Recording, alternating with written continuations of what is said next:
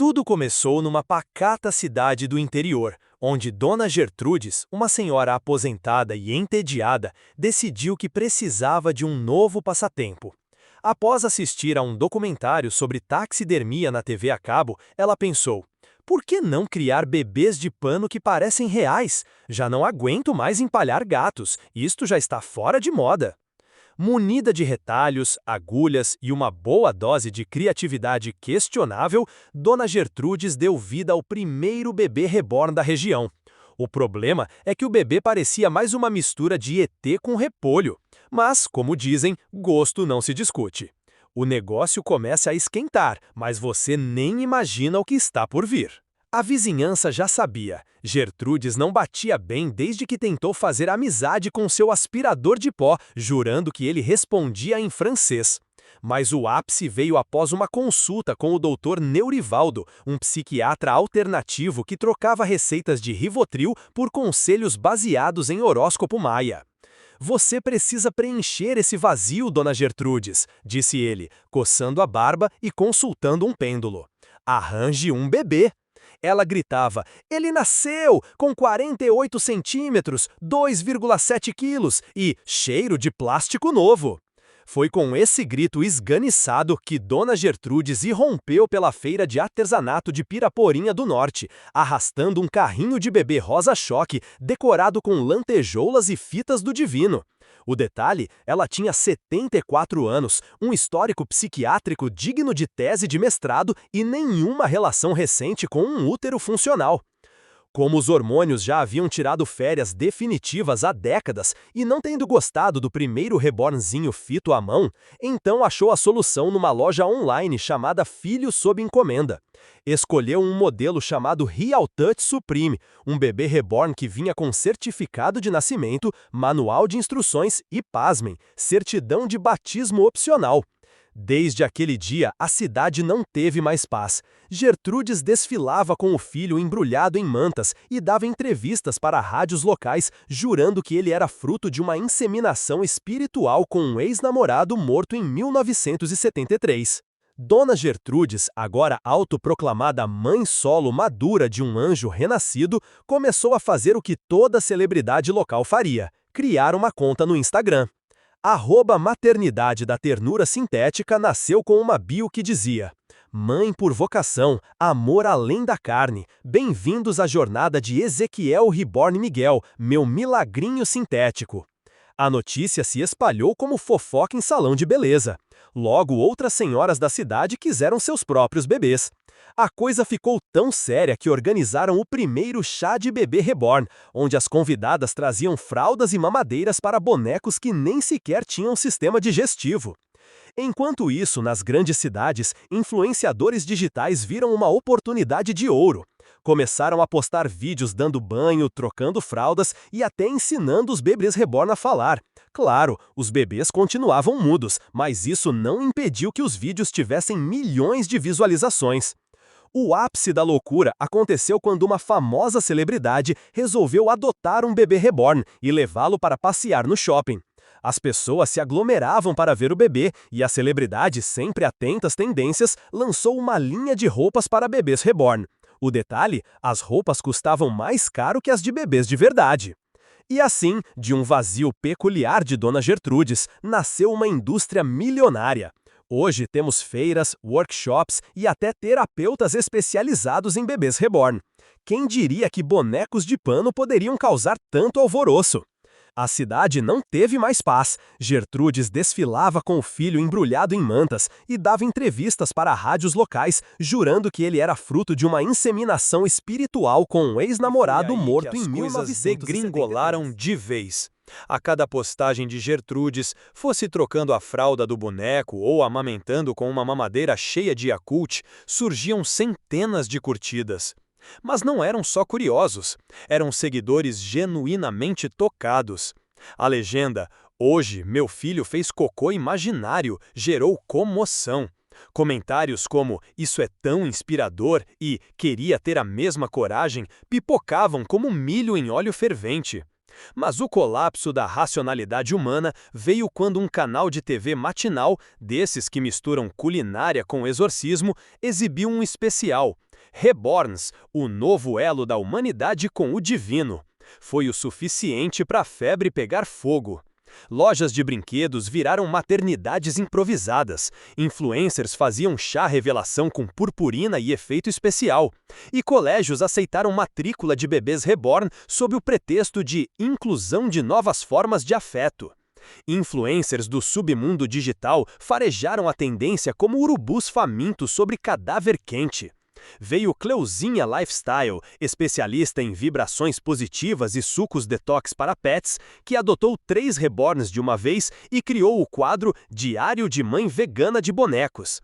Em seguida, um guru do Instagram chamado @paternidade_sagrada passou a publicar vídeos onde ensinava seus reborns a meditar sobre uma cachoeira artificial ao som de flauta andina remixada com beats lo-fi. O Ministério da Saúde emitiu uma nota ambígua. Bebês reborn não substituem terapia, mas também não espalham sarampo. E no centro de tudo, Gertrudes desfilava com Ezequiel reborn, Miguel, em shoppings, supermercados e igrejas, sendo parada para selfies e entrevistas, enquanto afirmava com olhos arregalados: ele mama 8 vezes por dia e diz que vai ser engenheiro mecatrônico. A histeria coletiva em torno dos bebês reborn atingiu proporções inimagináveis. As ruas estavam repletas de mães e pais orgulhosos exibindo seus filhos de silicone, enquanto influenciadores digitais promoviam chás de bebê virtuais para suas crescentes legiões de seguidores. Mas o fenômeno, inicialmente inofensivo, começou a despertar preocupações em esferas mais altas do poder. Foi então que o eminente juiz da Suprema Corte, Alexandrino, um homem de presença imponente, estatura elevada e cabeça completamente raspada, que refletia as luzes dos tribunais, decidiu intervir. Conhecido por sua postura firme e decisões controversas, Alexandrino via ameaças à democracia onde menos se esperava. Ao observar o crescimento exponencial da comunidade reborn, ele começou a tecer uma teoria. E se essa mobilização estivesse mascarando uma conspiração para instaurar um governo paralelo liderado por um presidente reborn? Você nem imagina o que está por vir. Com base nessa suspeita, Alexandrino ordenou uma operação nacional de busca e apreensão nas residências das mães de bebês reborn. O objetivo é encontrar minutas de planos golpistas que detalhassem a ascensão de um líder de silicone ao poder. As forças policiais, embora perplexas, cumpriram as ordens, confiscando centenas de bonecas, carrinhos de bebê e mamadeiras, na esperança de descobrir provas concretas da suposta trama. A mídia rapidamente se dividiu. Alguns apoiavam a iniciativa do juiz, alertando para os perigos de movimentos aparentemente inocentes que poderiam esconder intenções nefastas. Outros ridicularizavam a operação, comparando-a a uma caça às bruxas modernas, onde bonecas de vinil eram tratadas como ameaças à segurança nacional. Entretanto, influenciadores reborn organizaram manifestações, carregando seus filhos nos braços e entoando slogans como "Silicone também é gente" e "Nosso presidente de vinil merece respeito". As redes sociais fervilhavam com debates acalorados, memes satíricos e teorias da conspiração sobre o real motivo por trás das ações de Alexandrino. Em meio ao caos, uma descoberta inusitada foi feita. Em uma das buscas, agentes encontraram uma minuta detalhando planos para a criação de um partido político exclusivo para defensores dos bebês reborn. O documento, embora provavelmente fruto de uma brincadeira, foi tratado como evidência séria pela Suprema Corte. A sociedade brasileira, já acostumada a reviravoltas políticas, agora se via dividida entre os que acreditavam na ameaça reborn e os que viam tudo como um grande teatro do absurdo. E no centro de tudo, Alexandrino permanecia firme em sua convicção de que por trás de cada olhar de vidro e sorriso pintado, poderia haver uma ameaça à democracia esperando para acontecer. E assim, a realidade e a loucura coletiva se entrelaçavam de forma tão intrincada que era difícil distinguir onde terminava uma e começava a outra. O Brasil, mais uma vez, mostrava ao mundo sua capacidade única de transformar o inusitado. Após julgar, condenar e aprisionar centenas de mães de bebês reborn por subversão institucional e ameaça de colapso democrático, o ministro Alexandrino, o careca da lei, o aço das decisões, o mármore da moral, parecia ter enfim vencido a guerra contra o silicone subversivo. As prisões, batizadas informalmente de berçários de segurança máxima, alojavam mulheres de meia idade e seus bonecos, separados por grades, mas unidos por afeto. Um cenário tão distópico que nem George Orwell ousaria escrever.